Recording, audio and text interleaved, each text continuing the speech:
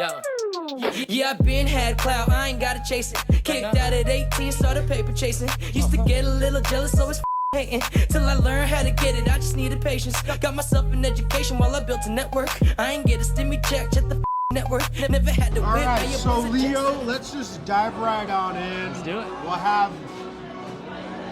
I have to tell everybody, this is an amazing interview because this guy literally was on stage at American Idol, which is fascinating because how hard, first off, is it to get on the American Idol stage and you're up there shaking hands with Lionel Richie. Who are the other two judges? It is Luke Bryan and Katy Perry.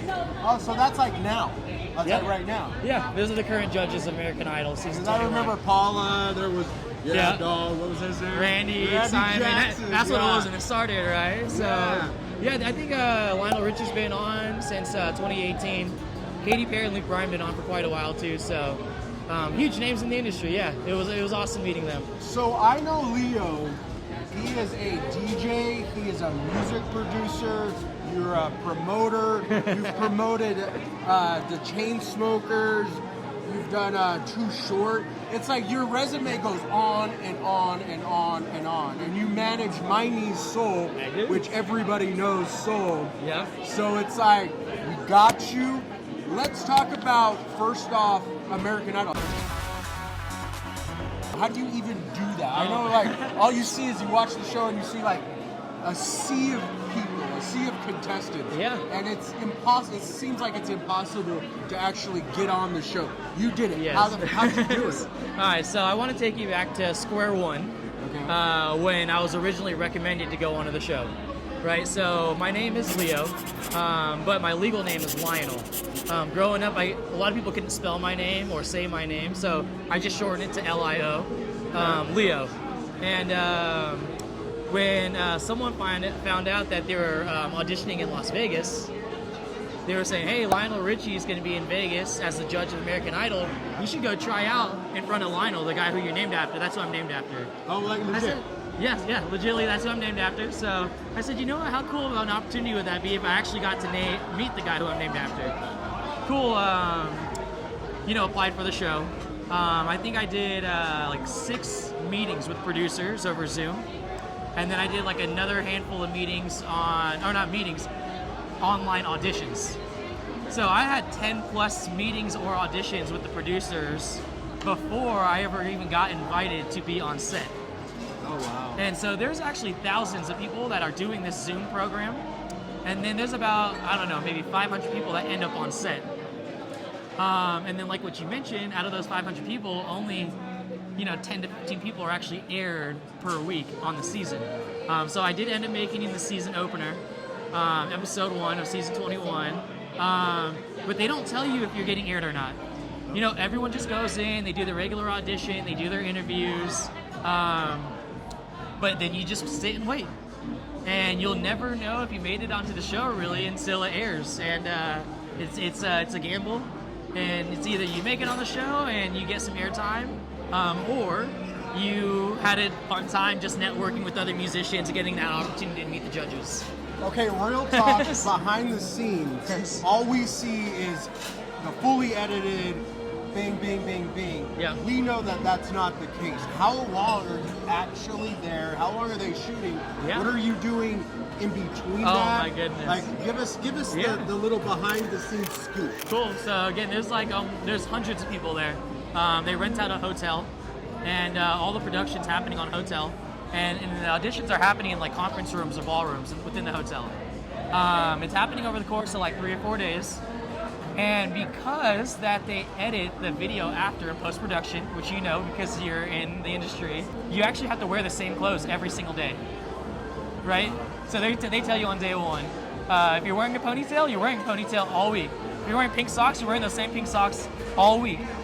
Because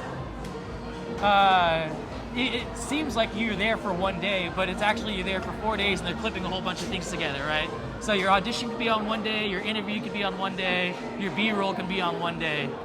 And then yes, you're correct. It's all edited together to make it look like one show later. I love that. Yeah. And I didn't know this. I didn't know this coming into it. So the $1 million question: did you go to Hollywood? No, I didn't.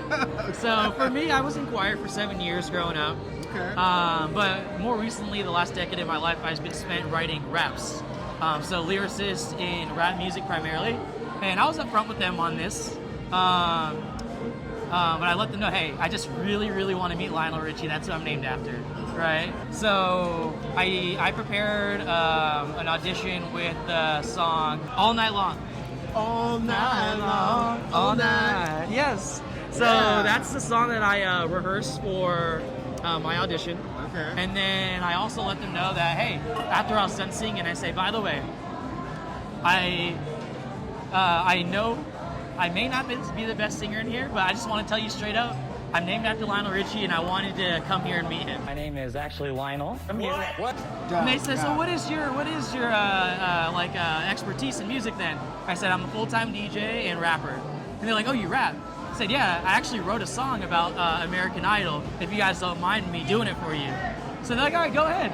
So I do this like whole minute rap where I'm talking about all the judges, shouting out Ryan Seacrest, the history of the show, how it pertains to me. Did they air that? They only aired like 15, 20 seconds of it. I head north, I hope they adore me. Hey. Down south, country girls shaking it for me. Oh. When I head west, hit up LAX, you know I gotta say what up to Seacrest. But it would have been cool if they did the whole thing. It was a great rap, in my opinion.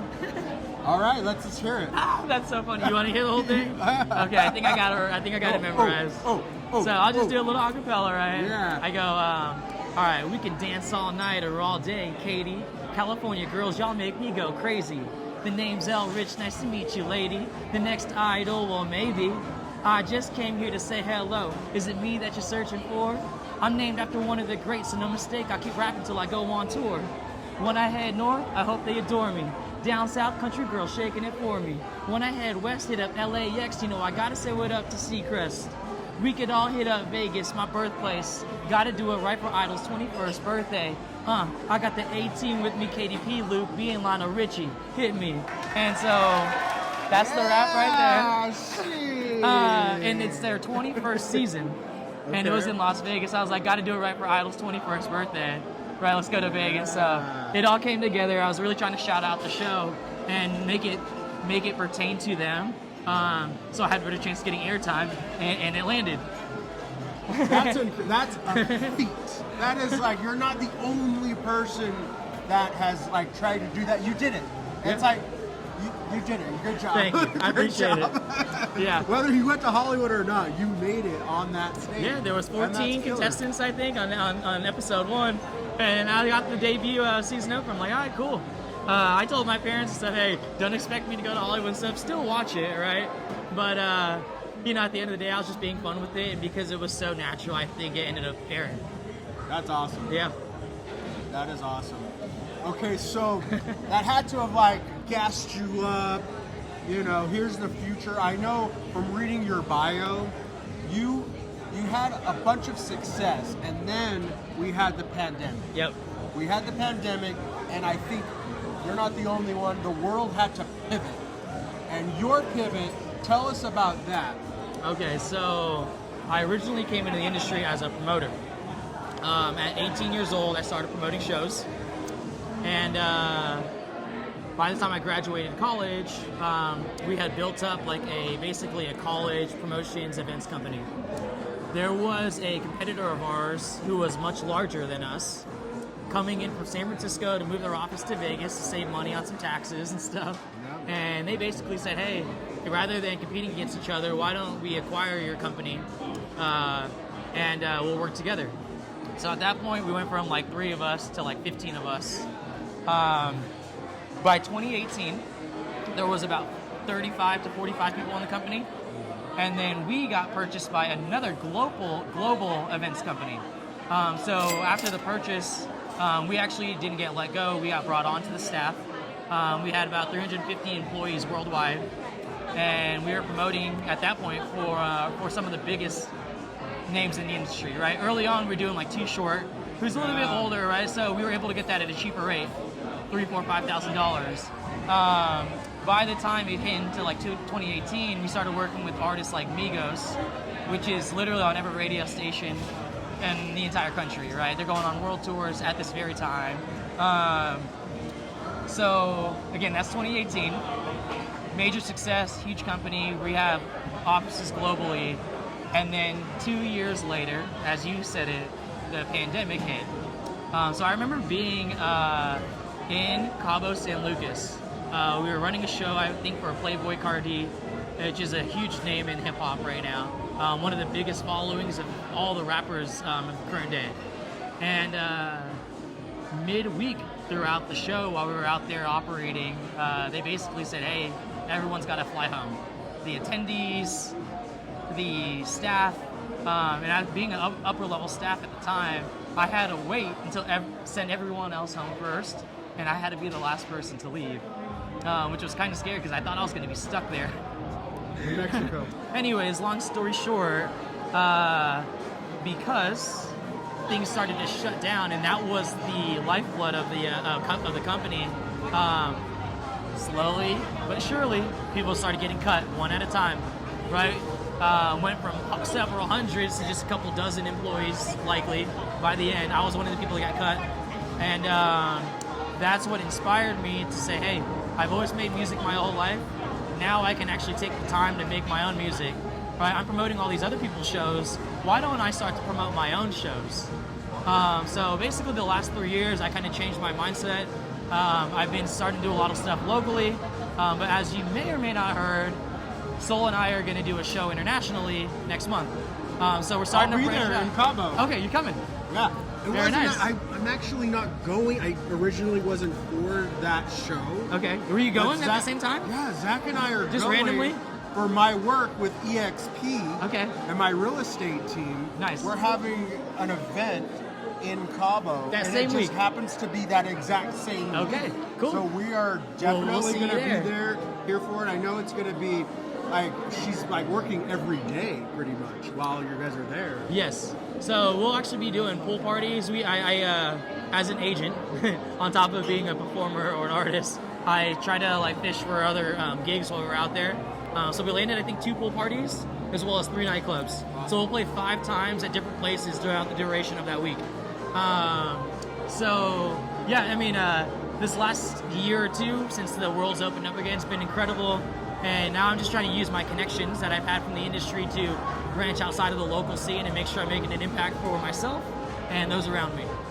And Soul, my niece. Yes. Yeah. And when I say those around me, she's one of the top. No, One I of the top. love it. I love her. And of course, I'm always going to be behind my niece because I think she's the most amazing Yes. person in the world. But you guys are You hear that? doing some amazing things. And because of you, even here at Area 15, I've seen her perform on this stage. Yep. Across the way at Illuminarium, That is correct. which is fantastic. Yeah. I just love that, like, you're placing her in all of like the showiest spot.